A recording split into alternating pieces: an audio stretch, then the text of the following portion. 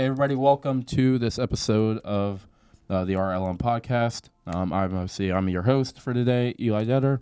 And today is a really exciting day because we are finally, after about a little over a month, we were finally able to introduce to the studio. Obviously, she'll be over the phone, but we're going to be introducing Camryn Cool. Camryn, please feel free to introduce yourself.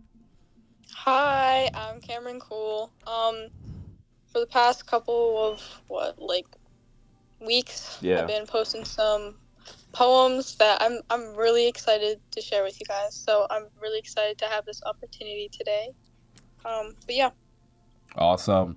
And if any of you guys have kept an eye on our social media, obviously I've been posting plenty of our poems and our little product works, and I think, and I kind of want to get into just how this all really came about.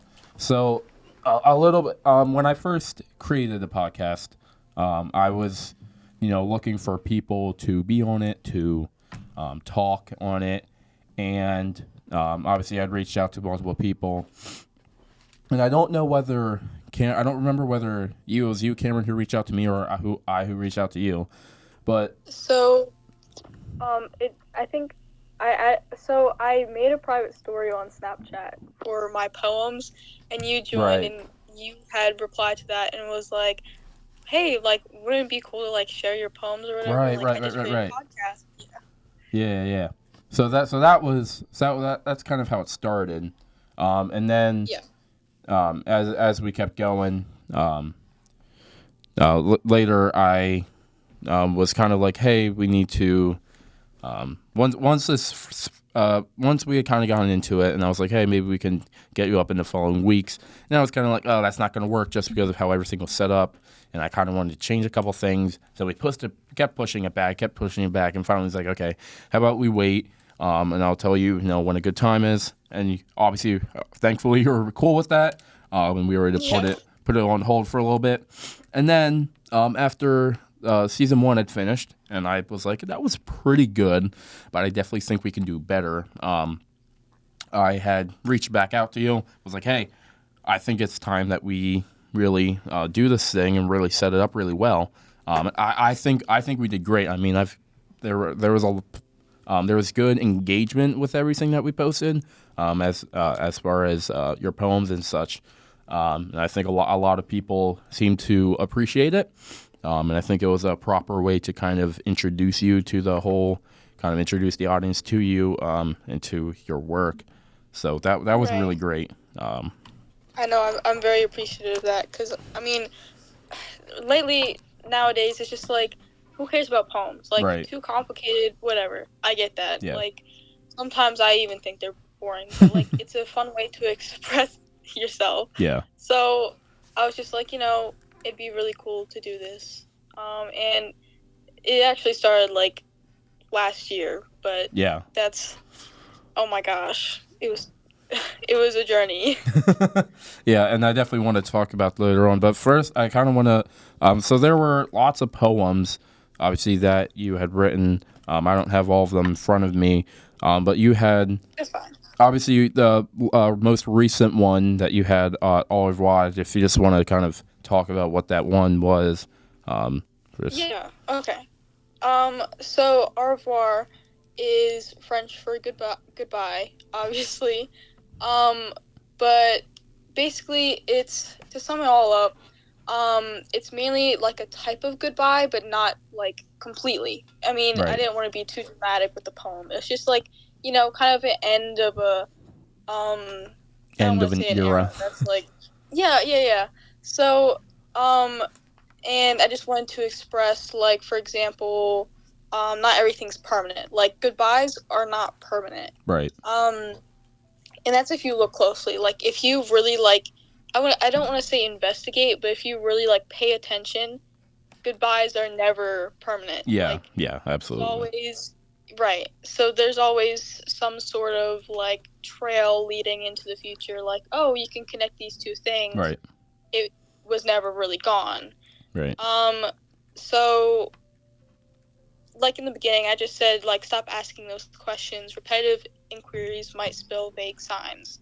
Meaning, any type of goodbye that someone like wants to express to someone, like if they're trying to, let's say, like, I don't know, start off new, or Yeah. just like let go of the past or something like that. Sometimes they just want to let everything go. So when people keep asking questions like why is this like a goodbye, it's just like sometimes you aren't, like, you can't know. Yeah. So it's a little vague, but it's a very like expressive poem in my opinion. I know it's very short, but it relates to me in a lot of ways, and I know it relates to a bunch of other people. So Absolutely. And the thing, obviously, the thing you said about goodbye is that's actually kind of a little interesting because I don't love saying goodbye to people because I know I'm going to, I hate saying goodbye because I know even if, it's now or maybe, in the afterlife, I'm going to see them again. So I always hate. Right. I always hate saying goodbye because even though it might not mean I'm never going to see you again, it almost has a connotation of, this is it. We're not going to see each other again, and that's not something I love. So I'm always like, hey, I'll see you soon or something. I'll see you later, man, or Yep. And whether it's like saying goodbye to a person or an object, Right.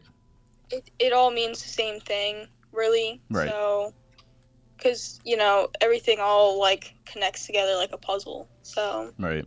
Absolutely. I kind of want to know just how you got into the whole poetry kind of thing, because I know like I kind of have dabbled in it a little. I've written some poems. I've written a couple song lyrics, poetic song lyrics, but I think it's always interesting when you meet another person who shares that same affinity for music, affinity for poetry, and all that stuff. So I just want to know, what was your inspiration? How have you kind of gone down this journey with your poetry? So it started last year. It was very, very random.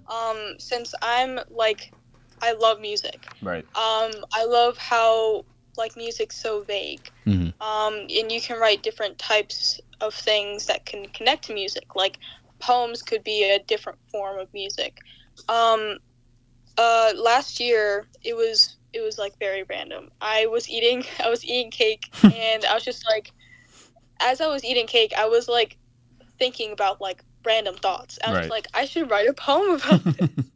It was so stupid. Basically it was just comparing like sweet icing to thoughts, like memories that right. Yeah. cement, like oh my gosh, meant to look good but were really bad. So it's a very simple, very bad poem, but I mean, I still relate to it. So yeah. And obviously, I think you actually did send me that poem. I don't remember which one that was that you had talked about that one. I'm not too sure, but it's like a very, very old one. Right. But I mean, I would love to share it. It's just embarrassing for me because it's really bad. But I mean, I have it right here. It's just like, it's I mean, just to look back on it, it's just like, wow, I've improved. Yeah, absolutely. I always love because I don't, not everyone may know this, but I love to create little beats and little music stuff, and I always think it's funny when I look back on my old stuff and I see the stuff I used to make compared to what I make now, and it's just it is such a difference.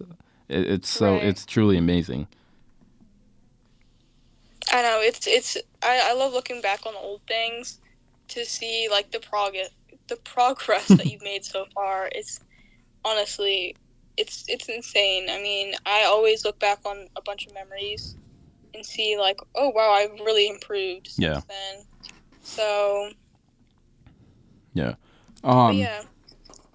So what was there like anything in your life that like happened or kept happening that when you went to write a poem or just whatever or was there ever like an event that happened that just sparked, just a flood of thoughts that you were like, oh my gosh, I can't contain all this. Do I just write this down to a poem? Was there anything like that?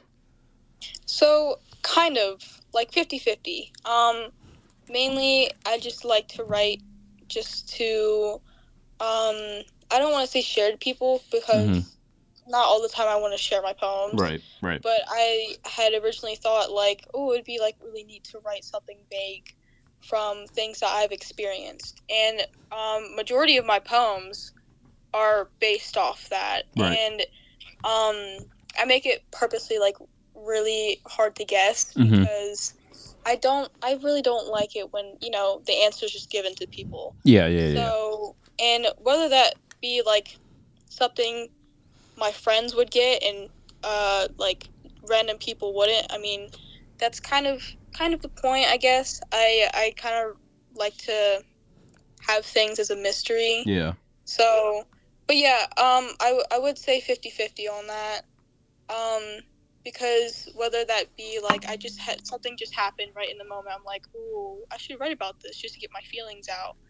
That's, like, half of the time. Yeah. So, but yeah.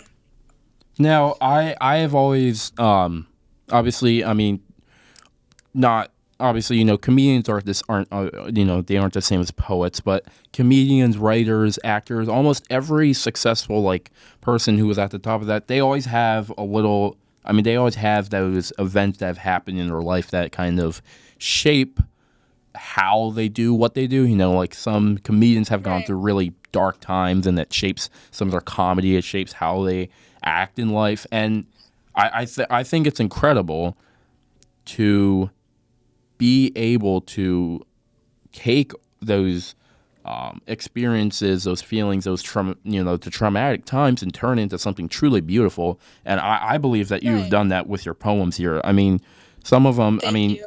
My favorite one. It's called Marcel.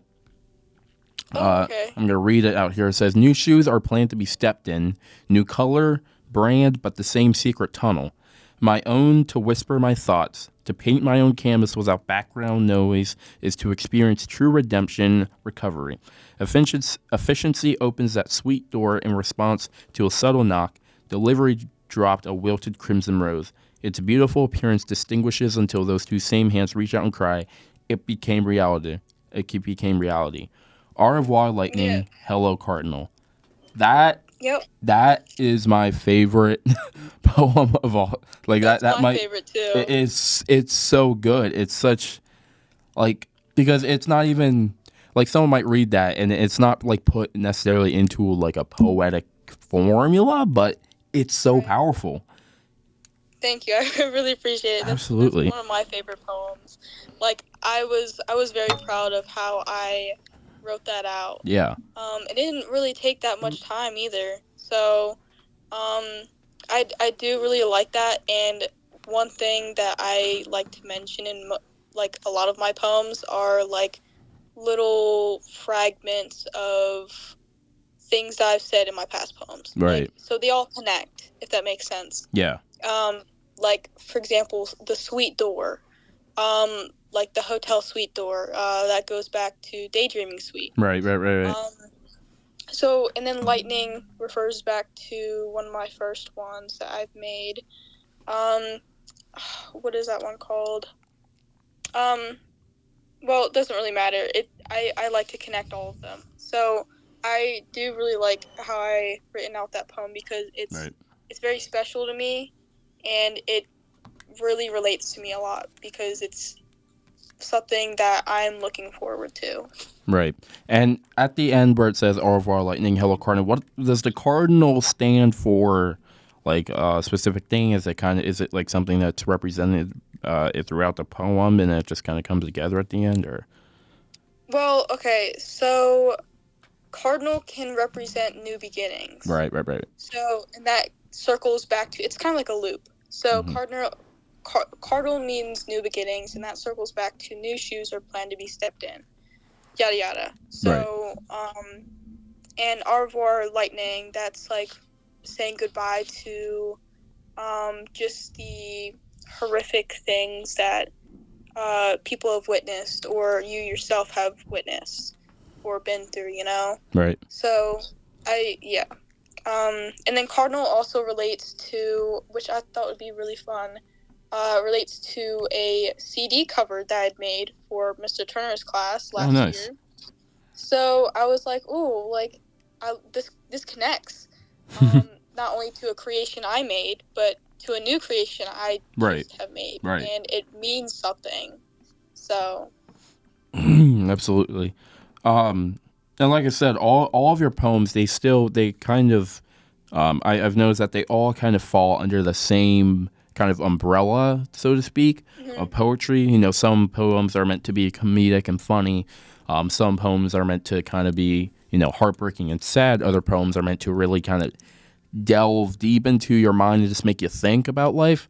I think your poems fall under like the reflective category where they're meant to not entirely make sense in the way that they're, you know, put out, but still, even when you read it, you develop this meaning from it, and it's almost like each person takes away their, you know, his or her own meaning from it. And I think that's really impressive from anyone who's creates, you know, who's a songwriter or a poet, yeah.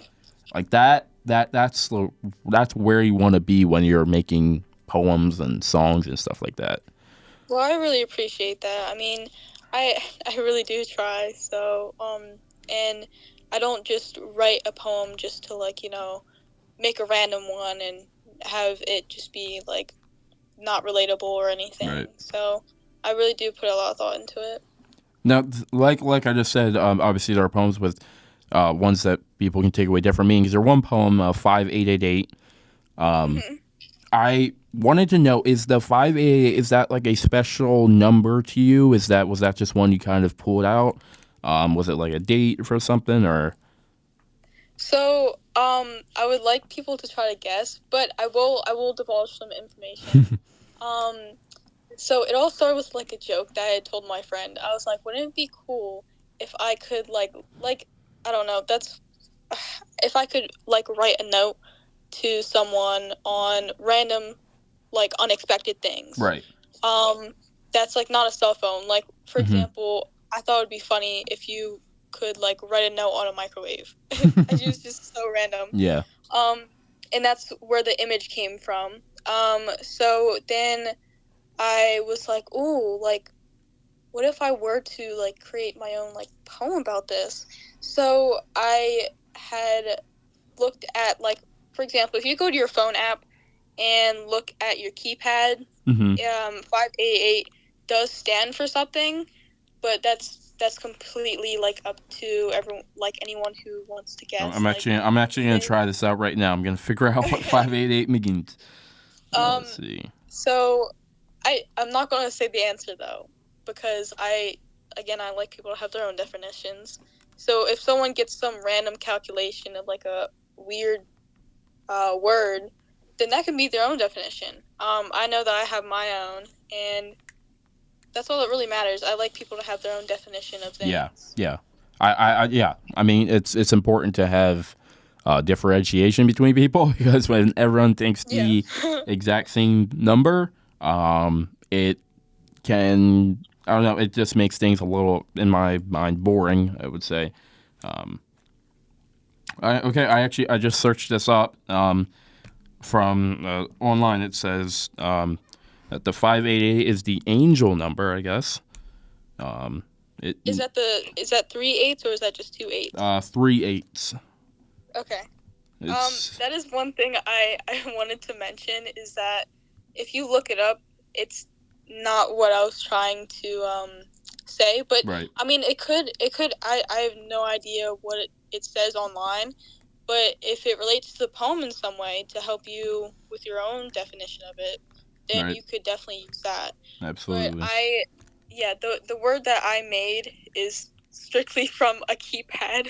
So if you look at the keypad and try to guess it out, you can do that. But I will give another hint. It's two words, but they are how do I explain this? They're shortened. Right. So, for example, some people, will say something like, when you're texting somebody casually, if you say the word something, some people can like shorten it to SMTH or something. Mm-hmm. So just a hint from that. But yeah. I just found one of my old. It's a poem from last year that I wrote for my ELA class. I literally just lost it. It was for the book, Long Way Down. For the one from Jason Reynolds. For those of you who do not know, that book is a really great book. Jason Reynolds, fantastic writer. He's written many other great books. I would really recommend searching him up online and finding that. This is from Long Way Down, which is about a kid who his brother is killed by this other kid, and the dude he feels like he has to go and take revenge on the dude who killed his brother, Sean. And he fully has his brother's gun in his back waistband, and he goes down an elevator, and each time the elevator stops, another one of his dead family members keeps getting on. I'm just going to read this poem. I called it Bailout. It said, maybe it's time to look back and bail out of the roles of this elevator and of life. After all, why must I become nothing more than a pawn to the same rules that claimed Danny, Buck, Dad, Sean, Frick, Uncle Mark, Loco/Cool? But maybe the rules are meant for others, not me, because truth be told, I will cry. I may have to snitch. Revenge? Don't need it. No one does. So that is a poem that you can. I mean, the meaning of that is pretty clear. I mean, it's pretty cut out well, but even still, I think there are certain spots where you kind of have to be like, oh, what could he mean? Because there are sometimes two meanings to what I could be saying. Yeah. I did the same thing in my English class last year. Yeah. I just called mine Questioning Destination. I try to use imagery as if you're going down straight steps. Oh, wow. Yeah, that's nice. Yeah. So I was just kind of trying to say that it's a loop. Like, it's a loop until you break out of it. Yeah. So I just said for my summary, I said the constant step after step becomes natural to a person because it's a cycle. And they don't know where they're going on their journey. So until at the very end, I say that they slip by non-existent wind. So something happened to break them from that cycle, Right. So I really liked how I came up with that. I like using imagery a lot. So yeah, that because it helps me to understand. So, but yeah, I definitely liked that book. It was honestly it was really good. It was really intriguing. And I like how it had some form of relation to it. Like, not everyone's going to relate to this type of story. Right. Because it's very sad and traumatizing. And but there's an element to it where you can relate to certain things. Yeah, absolutely. So, but no, I really did enjoy that book. Yeah, and I think that's one of the things that Jason Reynolds does so well is he takes a story or a event or something that happens commonly in the world, and even though it naturally it is traumatizing to some, and it's a very real situation, he turns it into this masterpiece of a book that you come to respect all sides of it. That you you can look at the situation more than just from the more just from what some people might call the victim point of view, where it's an event that's being done to you. Someone is doing this against you, so you don't fully see the entire circle. But he has a great way of just putting into perfect perspective where you can just be like, oh wow, this is what's really happening here. Right. And I think that's crucially important anytime anyone's trying to raise awareness about a certain event or something like that. Yeah. I completely agree. Yeah. So obviously, we're going to keep going here. So obviously, we talked about your motivation. Obviously, there's a lot of stuff, and obviously, just thoughts can just bounce around in our heads, and we can just decide to go with those thoughts and be like, hey, you know what, I'm just going to go with it, and what happens from it. Mm-hmm. Usually whenever I write a poem, it usually is whenever something is frustrating me or just annoying me, and I'm just like, I need to get this out of my head. I need to write this out. So that's just what I do. I start typing, and I see where it takes me. And sometimes it takes me so to where I want to be, and other times it doesn't. And that's just how it works. I agree. I think with poems, it's kind of try and error, because even though you have the thoughts and you want to get the thoughts down, there has to be the right way of delivering the thoughts so that when other people read it, they can kind of understand that. Right, and there is no right or wrong in making poems. They don't have to follow some sort of format. Yeah. Whatever you feel is a poem, let that be a poem. Absolutely. So, yeah, that's what I like to do. I like to jot down some things, try to make it into a poem, and, you don't always have to share it to people. It can make sense to you. But if you want to just re-summarize it and, make it different so that way, it's however you like it to be viewed by people. Yeah, absolutely. That's totally, I agree with you 100%. Obviously, we got to wrap up a little bit here. We're going to getting close to our end time. Before we go, I really want to say absolutely just thank you for being willing to wait a month for this. Thank you. I wish I would have been able to do this down in Carolina. That would have been awesome. But I do think that it was good to get your poems out, get them out to people, and obviously now we're on even more of a public platform where anyone in the world can search up this podcast, listen to it, hear about you, go on Instagram, and it's a great way. It's a great exposure, one, and two, it's a great way to share your story with other people. And that's really what I'm trying to make this podcast really about. Is it's not about it's not about interviewing and stuff like that. It's about getting the world to see these people, hear their stories, they can get the word out to other people. So obviously, just thank you for allowing me to include you in this awesome experience. Yeah. I mean, thank you. This is I'm really grateful for this opportunity. And just a little reminder, goodbyes are not always permanent. So whether you see me or not in the future, I'll always be around somewhere. Right, right. We're always going to be around.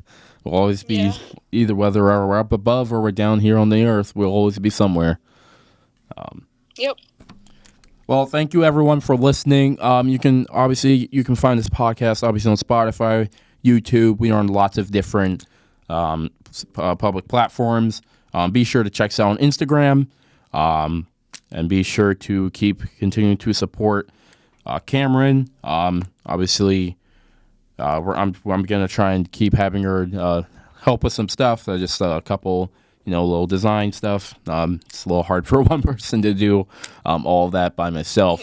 But Camryn, thank you for joining me today. Everyone else, thank you for listening. Thank you. And I wish everyone a happy and great rest of their evening.